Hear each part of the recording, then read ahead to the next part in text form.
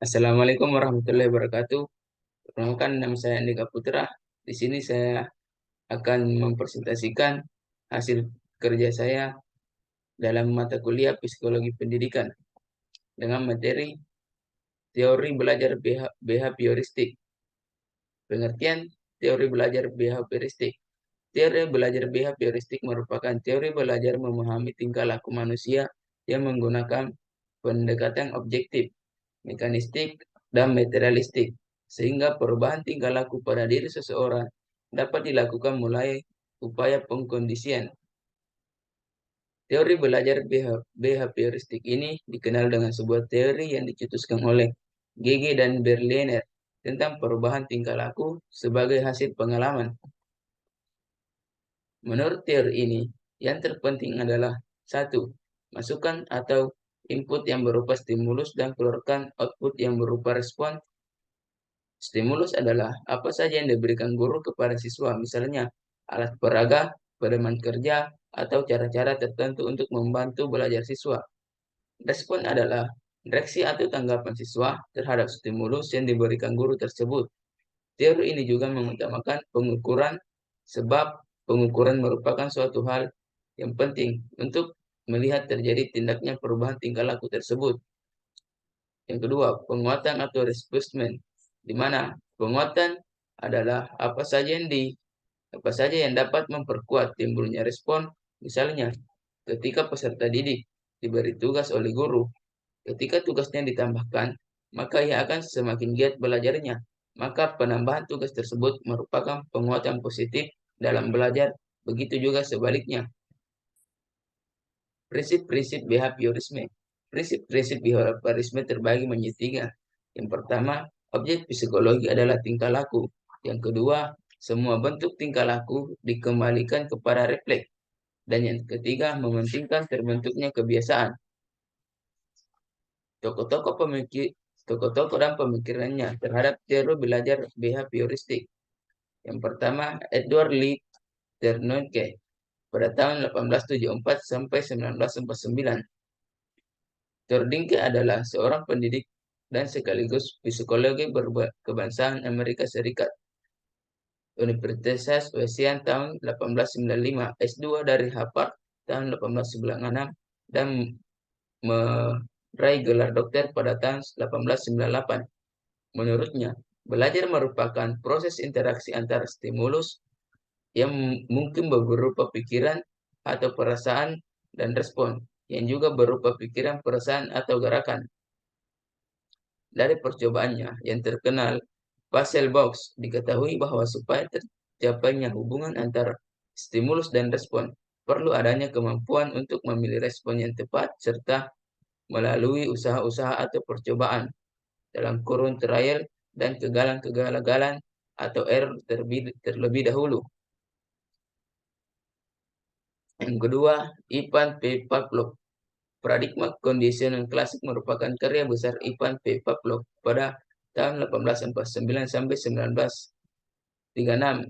Ilmu ini mengembangkan teori perilaku melalui percobaan tentang anjing dan liurnya.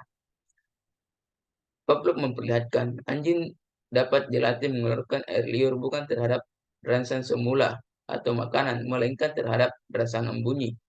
Hal ini terjadi pada waktu memperlihatkan makanan pada anjing. Sebagai rangsang yang menimbulkan air liur dilanjutkan dengan membunyikan lonceng atau bel berkali-kali. Akhirnya, anjing ini mengeluarkan air liur apabila mendengar bunyi lonceng atau bel, walaupun makanan tidak diperlihatkan atau diberikan. Di sini, terlihat bahwa rangsang makanan telah berpindah ke rangsang bunyi untuk memperlihatkan jawaban yang sama, yakni pengeluaran air liur. Yang ketiga yaitu Bursus Predik Skinner 1904 sampai 1990. B.F. Skinner adalah seorang pria yang berkebangsaan Amerika, seorang tokoh behavioris yang meyakini bahwa perilaku individu melalui proses operant condition, di mana seseorang dapat mengontrol tingkah laku organisme melalui pemberian reinforcement yang bijaksana dalam lingkungan yang relatif besar. Gaya mengajar guru dilakukan dengan beberapa pengantar dari guru secara searah dan kontrol guru melalui pengulangan atau drill dan latihan atau ekskresis. Teori belajar behavioristik ini telah lama dianut oleh para guru dan pendidik. Namun, dari semua pendukung teori ini, teori Skinnerlah yang paling besar pengaruhnya terhadap perkembangan teori belajar behavioristik. Yang ketiga, David Aschobel, lahir pada 25 Oktober 1918 di Brooklyn, New York.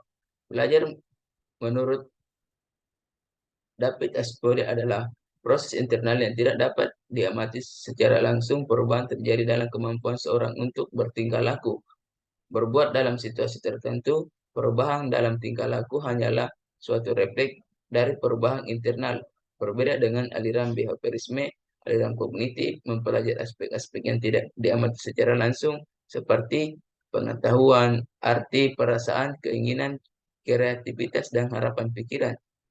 Belajar bermakna menurut Ausubel merupakan suatu proses dikaitannya informasi baru pada konsep-konsep relevan yang terdapat dalam struktur kognitif seseorang. Aktor yang paling penting yang mempengaruhi belajar adalah yang telah diketahui siswa. Yang kelima, Robert Gates. Gates adalah seorang psikolog pendidikan kebangsaan Amerika yang terkenal dengan penemuannya berupa condition of learning. Ia lahir pada 21 Agustus 1918.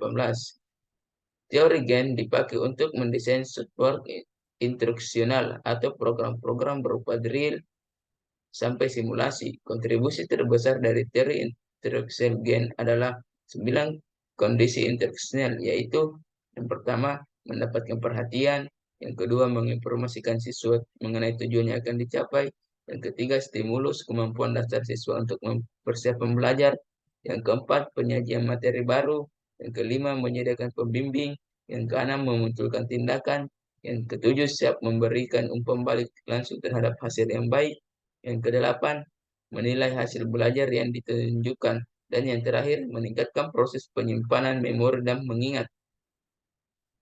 Aplikasi teori behaviorisme terhadap pembelajaran siswa.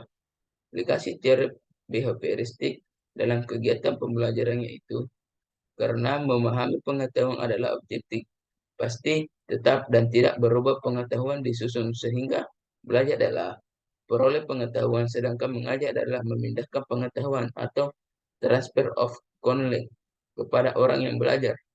Seseorang yang dianggap telah belajar sesuatu jika dia dapat menunjukkan perubahan perilakunya. Menurut teori ini, dalam belajar yang penting adalah input yang berupa stimulus dan output yang berupa respon. Ciri-ciri yang mendasari penerapan teori behavioristik. Ciri-ciri yang mendasari penerapan behavioristik yaitu yang pertama, satu, mementingkan pengaruh lingkungan, yang kedua, mementingkan bagian-bagian, yang ketiga, mementingkan peranan reaksi, yang keempat, mementingkan peranan kemampuan yang sudah terbentuk sebelumnya, yang kelima, mementingkan pembentukan kebiasaan melalui latihan dan pengulangan, yang keenam, mengutamakan mekanisme terbentuknya hasil belajar melalui prosedur stimulus atau respon, dan yang terakhir, hasil belajar yang dicapai adalah munculnya perilaku yang diinginkan. Tujuan pembelajaran behavioristik. Tujuan pembelajaran behavioristik ditekankan pada penambahan, sedangkan belajar sebagai aktivitas mimetik yang menuntut pembelajaran untuk mengetahui kembali pengetahuan yang dipelajari dalam bentuk laporan, kuis, atau tes. Penyajian isi atau materi pembelajaran menekankan pada keterampilan terisolasi atau akumulasi fakta, mengikuti urutan dari bagian keseluruhan. Berkomunikasi atau transfer perilaku adalah pengembaraan pengetahuan dan kecakapan peserta didik, dalam kurung, tidak mempertimbangkan proses mental. Yang kedua, pengajaran adalah untuk memperoleh keinginan respon dari peserta didik yang dimunculkan dari stimulus. Yang ketiga, peserta didik harus mengenali bagaimana mendapatkan respon sebaik mungkin pada kondisi respon diciptakan. Prinsip-prinsip teori pembelajaran behavioristik. Dalam pembelajaran, behavioristik pembelajaran merupakan penguasaan respon dari lingkungan yang dikondisikan. Peserta didik haruslah melihat kondisi apa yang menjadi bahan pembelajaran. Berikut ini adalah prinsip-prinsip pembelajaran behavioristik, menekankan pada pengaruh lingkungan terhadap perubahan perilaku. Yang pertama, menggunakan prinsip penguatan, yaitu untuk mengidentifikasi aspek paling diperlukan dalam pembelajaran untuk mengarahkan kondisi agar peserta didik dapat mencapai peningkatan yang diharapkan dalam tujuan pembelajaran. Yang kedua, mengidentifikasi karakteristik peserta didik untuk menetapkan pencapaian tujuan pembelajaran. Dan yang terakhir, lebih menekankan pada hasil belajar daripada proses pembelajaran. Kelebihan dan kekurangan teori pembelajaran behavioristik. Dalam teknik pembelajaran yang merujuk ke teori behavioristik terdapat beberapa kelebihan. Antaranya, satu, membiasakan guru untuk bersikap jeli dan peka pada stimulus dan kondisi. Yang kedua, metode behavioristik ini sangat cocok untuk memperoleh kemampuan. Yang ketiga, membutuhkan praktek dan kebiasaan yang mengandung unsur-unsur seperti kecepatan, spontanitas, kelenturan, refleksi, daya tahan, dan sebagainya. Yang keempat, guru tidak banyak memberikan ceramah sehingga murid dibiasakan belajar mandiri. Jika menemukan kesulitan baru, ditanyakan kepada guru yang bersangkutan. Dan yang terakhir, teori ini cocok diterapkan untuk melatih anak-anak yang masih membutuhkan dominasi peran orang dewasa, suka mengulangi dan harus dibiasakan, suka meniru dan senang dengan bentuk-bentuk penghargaan langsung seperti diberi permen atau pujian. Dalam teknik pembelajaran yang merujuk ke teori beristik, terdapat beberapa kekurangan diantaranya memandang belajar merupakan aktualisasi belaka antara stimulus dan respons. Kedua, mengabaikan pengertian belajar menurut unsur pokok. Yang ketiga, proses belajar berlangsung secara teori. Selain teorinya, beberapa kekurangan yang perlu dicermati guru dalam menentukan teknik pembelajaran yang mengacu ke teori ini. Antara lain, yang pertama, sebuah konsekuensi bagi guru untuk menyusun bahan pembelajaran dalam bentuk. Yang kedua, tidak setiap mata pelajaran bisa menggunakan metode ini. Yang ketiga, penerapan teori behavioristik yang salah dalam suatu situasi pembelajaran juga mengakibatkan terjadinya proses pembelajaran yang sangat tidak menyenangkan bagi siswa, yaitu guru sebagai sentral bersikap otoriter, komunikasi berlangsung satu arah, guru malah tidak menentukan apa yang harus dipelajari murid. Yang keempat, murid berperan sebagai pendengar dalam proses pembelajaran dan menghafalkan apa yang didengar dan dipandang sebagai cara belajar yang efektif. Yang kelima, penggunaan hukum yang sangat dihindari oleh para tokoh behavioristik justru dianggap metode yang paling efektif untuk menertibkan siswa. Yang keenam, murid paling pasif perlu motivasi dari luar dan sangat dipengaruhi oleh penguatan yang diberikan. Baik, itulah penjelasan saya tentang teori behavioristik. Sekian dan terima kasih. Wassalamualaikum warahmatullahi wabarakatuh.